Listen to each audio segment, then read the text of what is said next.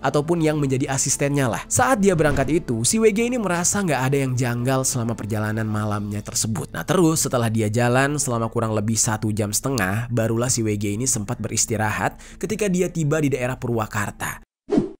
Yo geng, tekan tombol subscribe geng. Halo geng, welcome back to Kamar Jerry.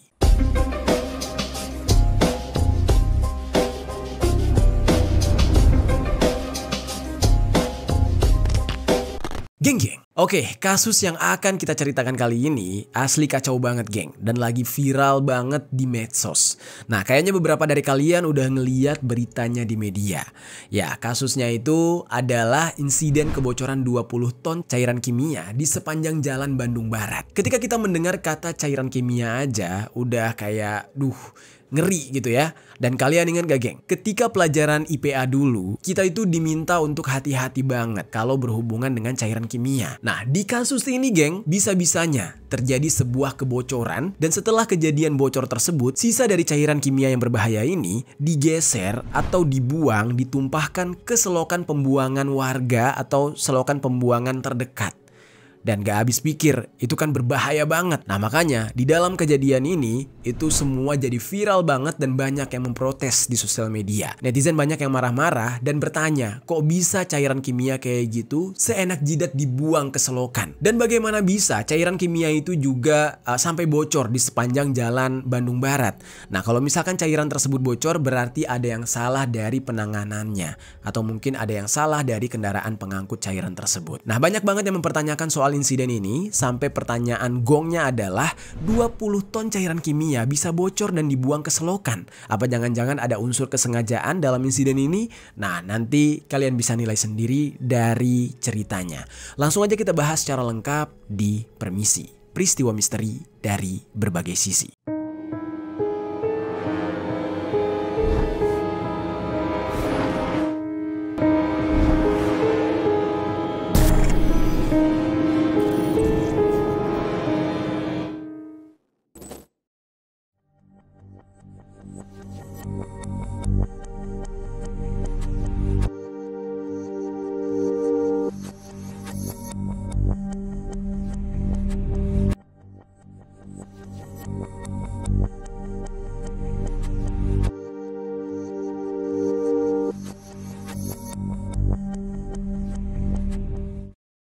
Kita langsung masuk ke dalam kronologinya nih geng. Ketika cairan kimia yang tumpah di Bandung Barat hingga melukai ratusan orang dan merusak ratusan kendaraan.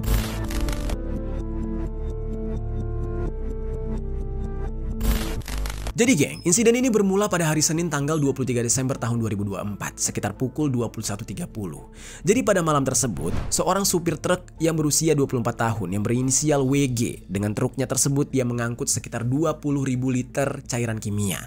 Atau gampangnya itu bisa dikatakan 20 ton cairan kimia. Nah di saat itu, si WG ini akan mengantarkan 20 ton cairan kimia tersebut dari produsen kertas kimia yaitu PT Pindo Deli Karawang untuk dibawa ke gudang CV Yasindo Multi Pratama di Kecamatan Adir Bandung melalui jalan arteri. Nah jalan arteri ini buat kalian yang belum tahu ya, intinya tuh adalah jalan yang biasanya menghubungkan kota-kota besar, kawasan industri, pelabuhan, bandara, dan pusat kegiatan ekonomi lainnya. Si WG ini sejak awal berangkat dia itu sendiri tanpa ditemani oleh kernet ataupun yang menjadi asistennya lah. Saat dia berangkat itu, si WG ini merasa nggak ada yang janggal selama perjalanan malamnya tersebut. Nah terus setelah dia jalan selama kurang lebih 1,5 jam, barulah si WG ini sempat beristirahat ketika dia tiba di daerah Purwakarta. WG di saat itu memarkirkan truknya dan dia beristirahat di sekitar Kecamatan Darangdan, yaitu daerah Purwakarta pada jam 11 malam. Dan sejauh penuturan si WG ini, dia merasa saat itu ya aman-aman aja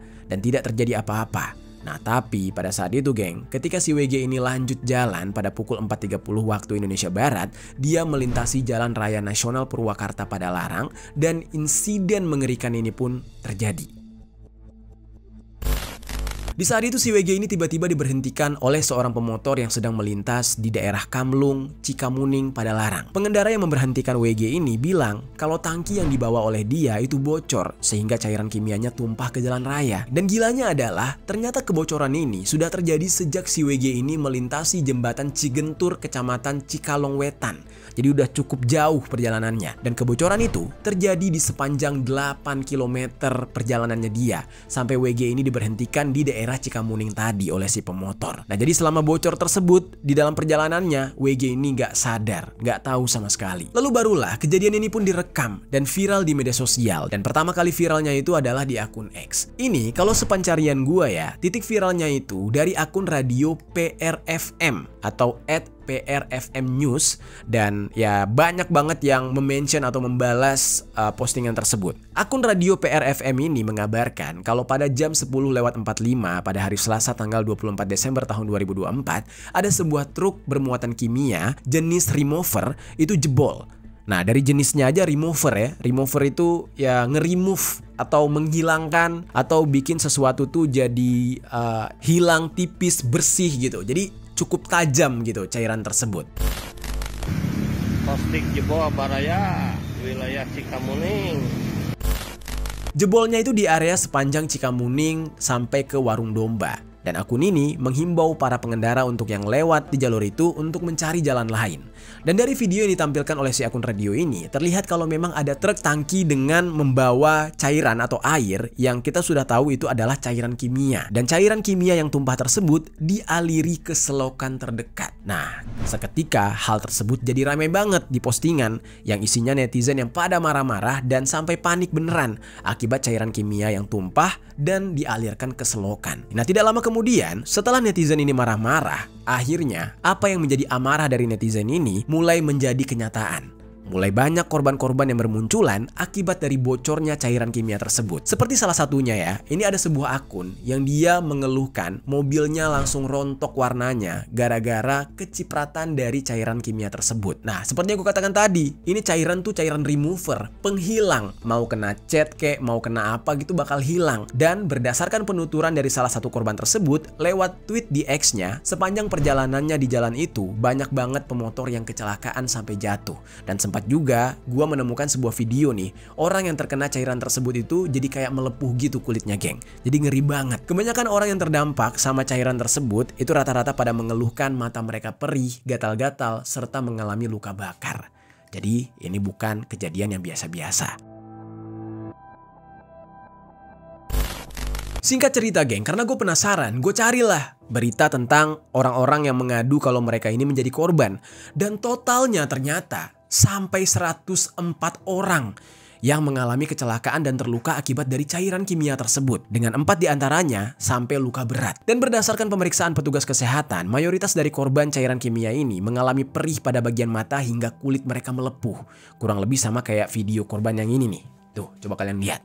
Nah kemudian ada juga yang sampai dibawa ke rumah sakit karena mengalami luka bakar yang cukup berat akibat dari percikan cairan kimia tersebut. Dan untungnya sejauh ini tidak ada korban jiwa. Cuma ya tetap aja itu korbannya sampai ratusan. Dan gak cuma itu, dilaporkan juga ada 200 kendaraan yang rusak akibat terdampak dari cairan kimia yang bocor tersebut.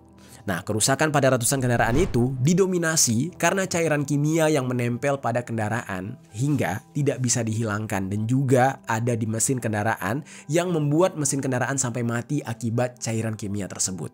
Jadi pengaruhnya kuat banget. Terus geng, terkait penanganan kebocoran cairan kimia tersebut, sebetulnya dari Dinas Lingkungan Hidup itu sudah membersihkan cairan kimia yang tumpah di sepanjang jalan Purwakarta Padalarang Bandung Barat tersebut.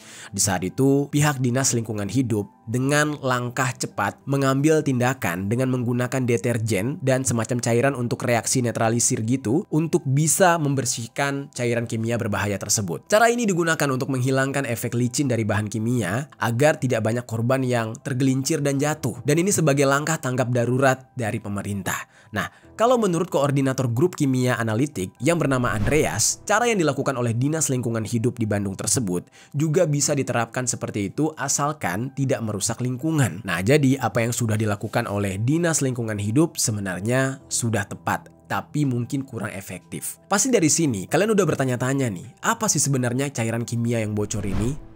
Yang tumpah tuh apa? Seberbahaya apa? Kok cairan kimia remover sampai makan korban kayak gitu? Bahkan sampai bikin kendaraan jadi terkelupas juga. Terus korbannya yang paling parah sampai melepuh gitu kulitnya. Nah, sekarang kita bahas nih, geng. Apa sih sebenarnya cairan kimia ini? Dan seberbahaya apakah cairan ini?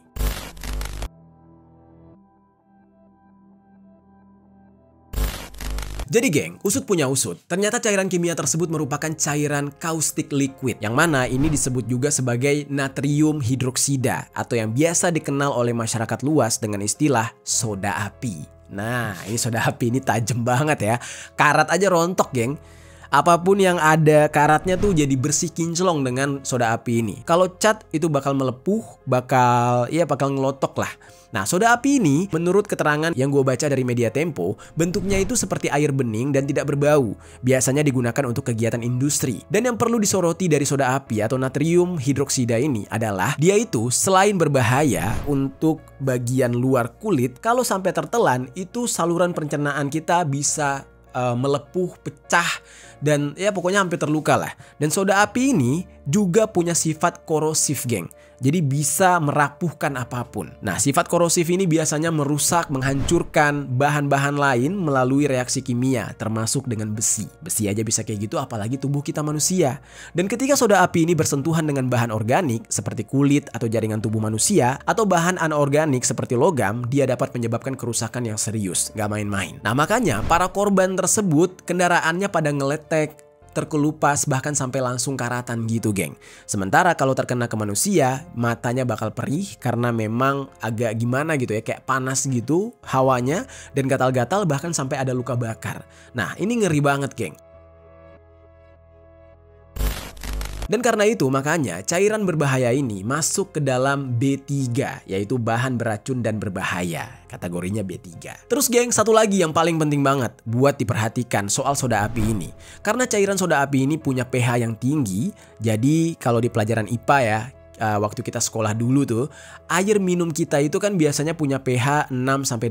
Nah, kalau soda api ini pH-nya jauh lebih tinggi daripada itu. Dan semakin tinggi kadar pH sebuah cairan, maka semakin basa, atau semakin rendah, semakin asam. Maka dia ada sifat korosifnya. Makanya ya sifatnya itu menghancurkan. Nah, ini geng, karena termasuk ke dalam B3 tadi, akibat sifat korosifnya tersebut berdasarkan keterangan dari guru besar dari Departemen Teknik Lingkungan Institut Teknologi 10 November atau ITS yang bernama Pak Edi Setiadi Suyono, cairan soda api itu dalam jumlah besar bisa mencemari lingkungan. Nah, makanya yang tadi dibuang ke parit atau selokan itu bakal sangat berbahaya. Terus geng, guru besar ilmu toksikologi kimia dan bahan kimia berbahaya dari Fakultas Matematika dan Ilmu Pengetahuan Alam Universitas Indonesia yang bernama Pak Budiawan juga menyebutkan kalau cairan soda api bocor ke lingkungan itu bisa menyebabkan perubahan pH ekstrim yang sangat berbahaya bagi makhluk hidup. Dan memang secara K3 untuk bisa membawa cairan kimia B3 kayak natrium hidroksida ini itu ada semacam safety data sheet atau material safety data sheet atau MSDS-nya gitu geng. Yang mana kalau dalam bahasa Indonesianya ini disebut dengan lembar data keselamatan bahan. Nah, lembar ini tuh kurang lebih adalah dokumen yang memberikan informasi tentang sifat fisik dan kimia suatu produk, potensi berbahayanya, petunjukan penanganan dan penyimpanannya, serta langkah-langkah pertolongan pertama yang harus diambil dalam kasus darurat. Misalkan terkena badan atau mungkin ada yang ketelan terus jadi racun. Nah, itu nggak sembarangan penanganannya. Tapi bisa-bisanya nih ya, di dalam kejadian ini dibuang begitu aja ke dalam selokan. Ini kacau banget sih. Seharusnya yang mempunyai proyek ini juga harus mengedukasi si supir. Nggak sembarangan ngasih ke orang yang nggak tahu apa-apa. Kalau dia membuang ke selokan kayak gini, yang rugi siapa? Masyarakat. Dan biasanya ya, safety data sheet caustic soda alias natrium hidroksida alias soda api ini, cairan kimia ini memang tidak boleh terekspos atau tumpah ke lingkungan umum. Berbahaya banget geng. Nah, jadinya wajar kan geng, kenapa netizen pada marah-marah ketika melihat video viral tersebut. Dan sebenarnya kemarahan netizen tuh nggak sampai di situ aja geng. Jadi seperti yang kita tahu, cairan soda api yang bocor dan dibuang ke selokan itu termasuk B3. Nah, kalau misalkan mau bawa bahan B3 ini pakai kendaraan, itu ada aturannya. Diatur dalam peraturan pemerintah nomor 74 tahun 2001 tentang pengelolaan bahan berbahaya dan beracun. Salah satu aturannya itu adalah, intinya kalau misalkan mau bawa bahan B3 ini, ya mesti dikasih simbol B3 yang terkait lah. Jadi ada simbolnya. Kalau kalian pernah lihat di film-film ya, itu kan ada kayak simbol apa ya, kayak simbol bahan kimia gitu. Nah kalau di Indonesia nih semuanya serba ngasal, geng. Dan B3 sendiri sebenarnya ada klasifikasinya tersendiri, geng. Kalau berdasarkan situs web Kementerian Lingkungan Hidup dan Kehutanan atau KLHK, Direktorat Pengelolaan B3, totalnya ada 9 bahkan. Nah berdasarkan sifatnya, setidaknya mesti ada simbol kalau selain bikin iritasi, juga ada simbol korosif, yaitu berbahaya bagi lingkungan gitu. Nah tapi ini koreksi gua kalau salah juga ya geng. Nah tapi intinya simbol B3-nya itu ada lebih dari satu simbol yang jelas. Nah tapi yang dipermasalahkan oleh netizen adalah, menurut netizen cuma ada satu simbol aja di truk tangki yang membawa soda api tadi, yaitu bikin iritasi doang. Sedangkan simbol tanda korosifnya nggak ada sama sekali. Nih kita lihat lagi nih bentuk truknya.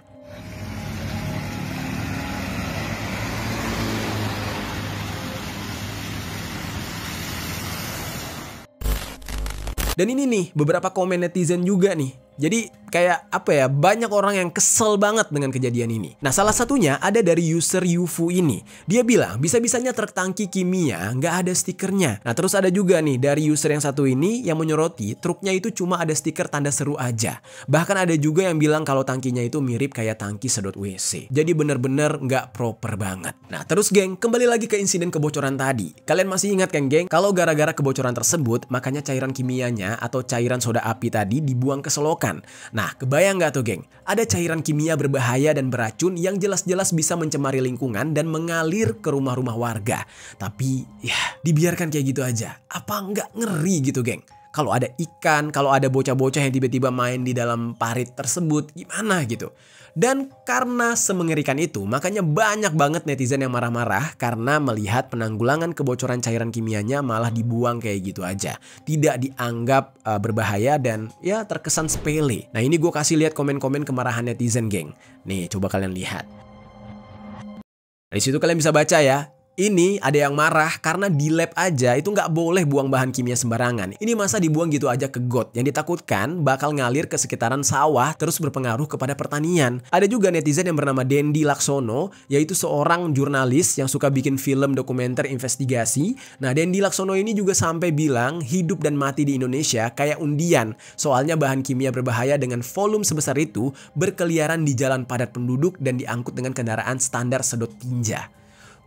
Kacau. Dan ya bener juga kata-kata dia ini masalah volumenya itu nggak main-main, 20 ton soda api. Dan udah berceceran sejauh 8 km, sisanya dibuang lagi ke selokan. Gak habis pikir lah pokoknya. Nah, Wahana Lingkungan Hidup Indonesia atau WALHI, organisasi lingkungan hidup terbesar di Indonesia, mereka juga bilang kalau bakal ada bahaya serius jika tidak menyikapi kebocoran dan pembuangan cairan kimia soda api tersebut. Tunggu aja waktunya. Nah, dan guru besar dari Departemen Teknik Lingkungan Institut Teknologi 10 November atau ITS yang bernama Pak Edi Setiadi Suyono itu mengatakan dampak pencemaran soda api di tanah bersifat kronis katanya, alias tidak dirasakan saat itu juga, tapi nanti bakal ada efeknya. Nah soalnya karena nggak tahu resapannya itu bakal lari kemana dan seperti apa akhirnya, jadi dampaknya itu baru muncul di waktu-waktu yang nggak kita duga. Makanya pemerintah setempat mesti peka banget sama kejadian ini dan segera harus ditangani dampaknya dengan serius. Dipantau, diawasi secara terus-menerus. Ini ngeri banget. Nah buat teman-teman yang mungkin tinggal di daerah sana, better kalian ambil tindakan deh teman-teman. Takutnya nanti keluarga kalian yang kena. Oke? Nah kayaknya nih geng, dari tadi kan kita kayak kurang pembahasan soal perusahaan yang terkait dengan kebocoran cairan kimia ini geng. Jadi sekarang ayo kita bahas nih, siapa sih yang mestinya bertanggung jawab dan ini sebenarnya proyek siapa? Jadi geng, sebenarnya perusahaan yang terkait itu yaitu CV Yasindo Multi Pratama namanya. Nah mereka bahkan sudah mulai muncul ke publik gitu, tepatnya di hari yang sama saat insiden kebocoran cairan kimia tersebut. Dan dalam pernyataan mereka di hadapan ratusan korban di Padalarang pada Selasa tanggal 24 Desember tahun 2024, perwakilan dari CV ini, yaitu yang bernama Linda, sudah meminta maaf dan menyatakan kalau CV mereka berkomitmen akan memberikan ganti rugi kepada para pengguna jalan atau korban yang terdampak oleh cipratan cairan kimia kimia tersebut. Dan bagi korban yang kendaraannya rusak, perusahaan Yasindo ini akan ganti dengan keseluruhannya. Misalkan kayak dibawa ke bengkel, nanti pembayarannya akan dilunasi oleh si perusahaan tersebut. Nah terus CV Yasindo ini juga menjamin biaya pengobatan bagi masyarakat yang mengalami luka akibat cairan soda api ini. Jadi intinya selama ada bukti fotonya gitu bakal ditanggung biayanya. Dan update terbarunya memang terlihat banyak korban yang sedang mengantri untuk didata. Dan sedikit info, CV Yasindo ini telah berdiri dari bulan Mei tahun 2001 dan memang perusahaan ini bergerak khusus di bidang perdagangan barang-barang kimia untuk berbagai sektor industri termasuk tekstil, makanan, minuman, dan farmasi serta perkebunan. Nah terus geng, meskipun ada pernyataan ganti rugi dari CV Yasindo Multi Pratama ini, pihak kepolisian yaitu Kapolres Cimahi AKBP Tri Suhartanto menyatakan kalau penyelidikan soal insiden kebocoran dan penumpahan ini masih bakal tetap berlanjut. Ya soalnya karena persoalan ganti rugi ini beda, apalagi ini kan sudah ada korban yang jumlahnya ratusan dan juga ada tindakan yang mencemari lingkungan. Bahkan kalau menurut Wahana Lingkungan Hidup Indonesia atau WALHI yang ada di Jawa Barat, mereka mencurigai adanya unsur kesengajaan oleh beberapa pihak. Wah ini kacau sih, kalau ada unsur kesengajaan berarti ada sabotase nih. Ya sama seperti yang diomongkan oleh banyak netizen. Kalau menurut Direktur Eksekutif WALHI Jabar yang bernama Pak Wahyudin, penerapan mekanisme keselamatan dan kesehatan kerja atau K3 oleh perusahaan itu patut dipertanyakan. Nah makanya WALHI juga mendesak pihak kepolisian untuk mengusut secara serius, ada udang di balik batu atau enggak gitu. Nah soalnya nih geng, kalau menurut Pak Wahyudin, semisalkan terbukti ada kesengajaan, maka sanksi yang dikenakan kepada perusahaan tidak cukup hanya bersifat administratif aja, tapi juga harus disertai dengan sanksi pidana. Karena ada pelakunya. Dan Komisi 5 DPR RI juga meminta perusahaan yang terkait untuk diusut dalamnya geng. Ya sama kayak WALHI Jabar tadi, Komisi 5 DPR RI menduga adanya pelanggaran dalam pengangkutan bahan berbahaya dan beracun ini. Yaitu ya tidak lengkapnya label keterangan angkutan B3 di badan kontainer, sama kayak yang dikeselin nama netizen. Kalau memang ini tidak disengajai ya, bisa jadi nih ada kelalaian yang biasanya kan kalau di Indonesia itu biar hemat gitu. Untuk menghemat budget ya dicukup-cukupin. Makanya untuk fokus ke dalam keselamatannya itu tidak terlalu proper. Akhirnya terjadi kecelakaan kayak gini. Selain pengemudi yang berlintas di jalan padat penduduk, ya Komisi 5 DPR juga menyoroti ketidaksigapan supir saat kebocoran yang mengarah ke kecurigaan kalau supirnya aslinya tidak punya sertifikat khusus untuk mengangkut limbah B3 ini. Dan memang kalau kata Dinas Lingkungan Hidup atau DLH Bandung Barat, saat diselidiki bersama kepolisian, kendaraan pengangkut tangki 20 ton soda api itu tidak ada standar operasional atau SOP-nya. Dan pun emergensinya juga nggak ada gitu. Nah sama seperti yang dikatakan oleh WALHI Jabar tadi, DLH Bandung Barat curiga perusahaan angkutan ini sengaja mempekerjakan driver yang belum tersertifikasi dan tidak paham dengan dunia kimia. Dan kalau benar, itu bisa dikenai Undang-Undang Nomor 72 Tahun 2001 tentang B3 alias bahan berbahaya ini. Jadi kira-kira begitu geng. Dan sejak video ini gue buat, sejauh ini pihak kepolisian masih mendata korban yang ada dan terus memang sampai ke depannya nanti bakal mengusut perkara ini. Ya seperti yang dikatakan oleh Kapolres Cimahi, sementara terkait penyebab kebocoran dan sanksi lebih lanjut itu juga masih dalam tahapan penyelidikan. Jadi intinya baru ada dorongan untuk mengusut lebih lanjut insiden kebocoran ini dan sejauh ini baru ada 10 saksi yang diperiksa. Kemudian sopir truk yang berinisial CWG tadi ditetapkan berstatus sebagai saksi dan dikenai wajib lapor selama penyelidikan berlangsung. Sejauh ini, Dinas Lingkungan Hidup atau DLH Bandung Barat akan memanggil dua pihak terkait insiden kebocoran tersebut, yaitu CV Yasindo Multi Pratama selaku perusahaan yang mengangkut cairan kimia, serta PT Pindo Deli sebagai produsen kimia yang berdomisili di Karawang. Kalau menurut Pengawasan Lingkungan Hidup atau PLH, ahli muda pada DLH Bandung Barat yaitu Adi Setyo Wibowo, CV Yasindo Multi Pratama dan PT Pindo Deli ini diwajibkan untuk memulihkan lingkungan yang terdampak dari bocornya cairan kimia dari truk tangki mereka ini. Nah sementara terkait lingkungan yang tercemar itu masih diteliti oleh DLH Bandung, soalnya harus melalui uji lab dan segala macam yang nantinya akan melibatkan banyak ahli serta akademisi. Nah itu dia geng, pembahasan kita hari ini soal insiden kebocoran cairan kimia di sepanjang Jalan Bandung Barat. Gimana menurut kalian geng tentang pembahasan ini? Ya kalau gue sih ya sepakat gitu ya, kejadian ini harus diusut sedetail-detailnya bahkan dampaknya ke depan. Soalnya ini secara nggak langsung ya gue jadi keingat sama tragedi kecelakaan gas Bhopal di India tahun 1984. Kecelakaan pabrik terbesar dalam sejarah yang bahkan dampak dari kecelakaan itu berlangsung sampai 6 bulan setelah kecelakaan itu terjadi. Jadi dampaknya panjang dan menyebabkan kerugian yang sangat banyak bagi masyarakat. Nah, mungkin kalian belum tahu ya kejadian yang di India itu tentang gas Bhopal. Kalau memang belum tahu dan pengen kita bahas, boleh kalian silakan request di kolom komentar di bawah.